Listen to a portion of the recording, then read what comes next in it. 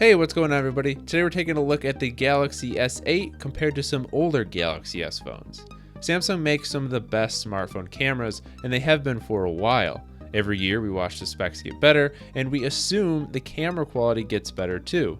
We thought it would be fun to see just how much the camera has improved over the years.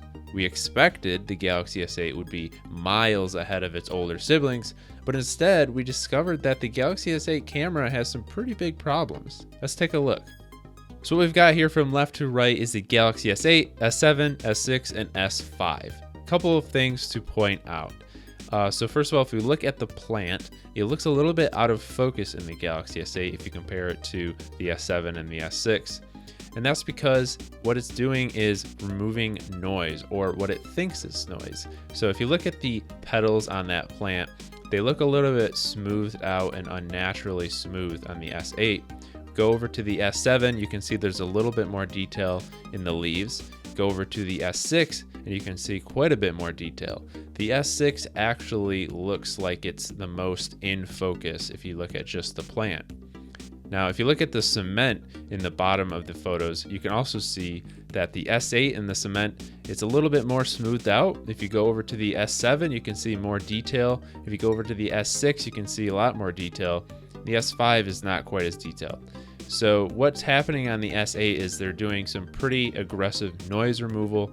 Anything that it thinks is noise, so the texture on the cement, texture on the leaf, it's kind of smoothing that out and blurring it. And it's making the photo look worse, actually, compared to the S6, which is a 2-year-old camera. So in this photo, we've got some sunlight in the back, and we have some shadows here in the front. And you can see one of the differences if you look between the S8 and the S7. The S7 has more contrast, the shadow where it meets the sun. There's a bigger divide there. Also, the S7, the colors are a little bit more vibrant, which looks kind of nice, but it's unnatural. That's not how they should look. And once again, on the S8, we have our old friend, noise removal. So look at that cement path. The cement looks much smoother. You don't really see that there's a lot of texture and variation, little small variations in color. On the S7, you can see some of it. On the S6, you can see more of it. On the S5, not so much. You can also see it on the stucco on the building. So on the S8, it's pretty smooth. It almost looks blurry, like it's not in focus, but that's actually what's supposed to be in focus in this photo, because if you go over to the S6, you can see that there's much more detail in that wall.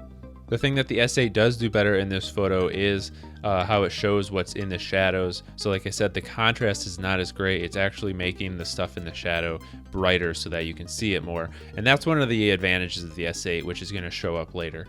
Here's another example of some noise removal. So if you look at that scratched area to the right of that little flap, you can see that on the S8, it's a little bit blurry. It doesn't look like it's quite in focus. You look over to the S7, it looks much more crisp. You can see more detail in that. And the S6 looks a little bit more similar to the S8. You can also see a color difference from the S8 to the S7.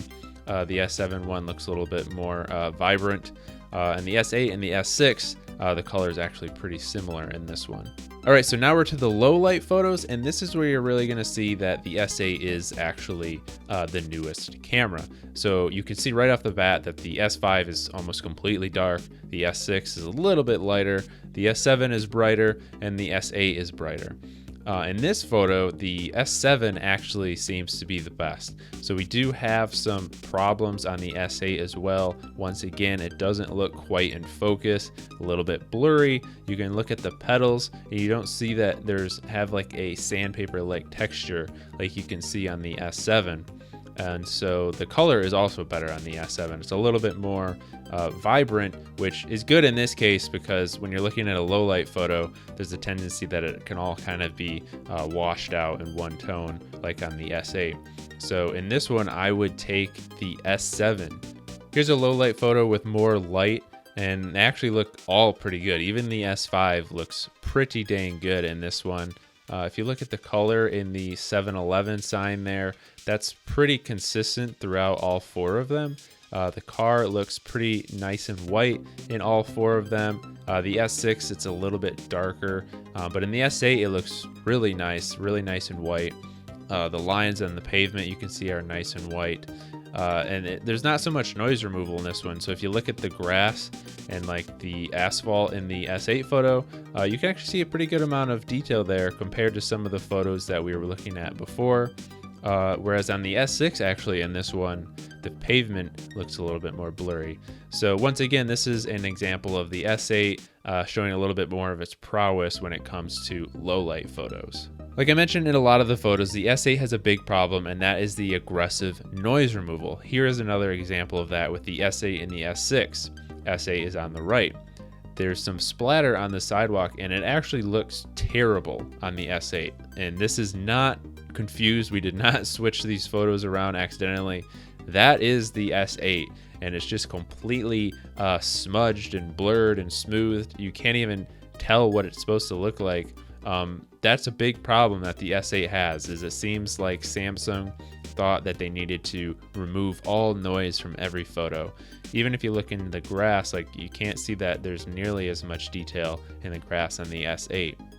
Here's a close-up of the plant that we looked at earlier, and like I said then, you can see that the leaves are just a lot smoother. There's not nearly as much detail on the S8 as there is on the S6. You look at like the little spots where it looks like a bug got to it.